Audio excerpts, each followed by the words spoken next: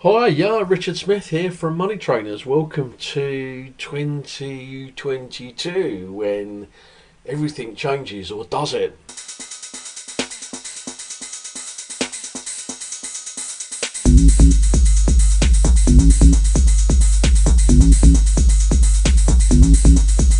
Hi, yeah, Richard Smith here. Welcome to this January the 26th update of the podcast 2022. Wow, nearly the end of the month. 1/12 through the year. It's amazing, isn't it?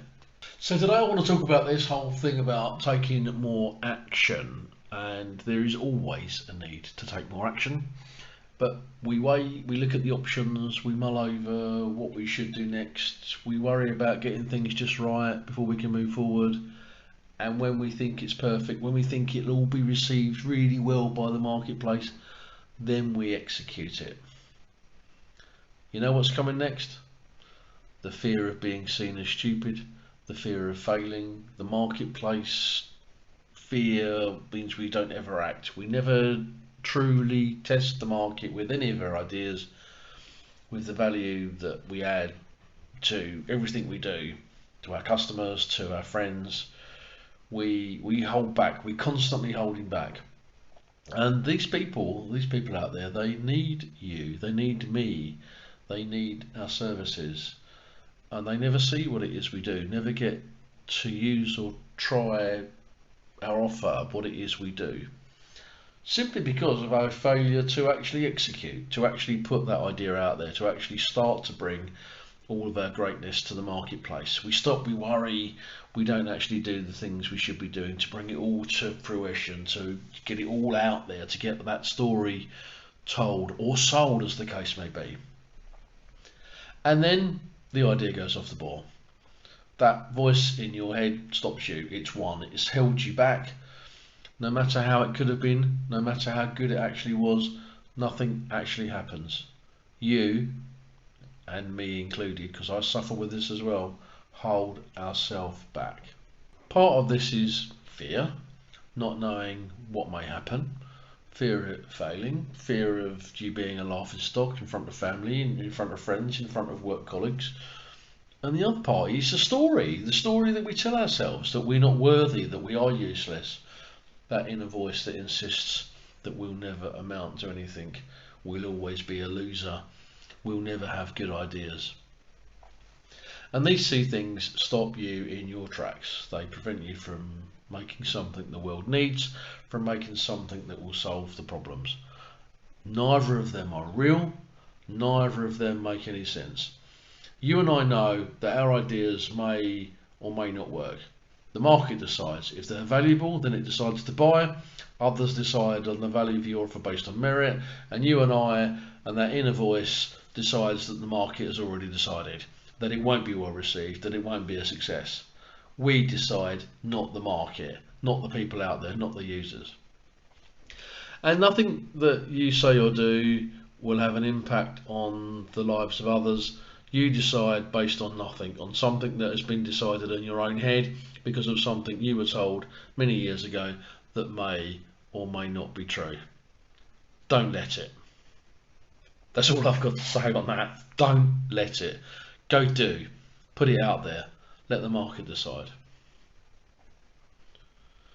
And also, this is really important. You'll be told that there's bad news, nothing is working, nothing is right, everything's a disaster. You'll flick on the news, open social media, it's all negative, nothing's working, nothing makes sense, there is injustice everywhere, everybody is dangerous, nothing is safe. Your feeds, social media feeds, are full of hate, people bitching and moaning. Nothing is working as it should. Sob stories, mental health problems, crises. And do you know what? Some of those may be true. Some of these things could really be right. Fact is, for you and I, most of the time we can't change a single one of them. Yes, we can have an opinion, but most of the things we can do little about. We can't do anything to change the situation today.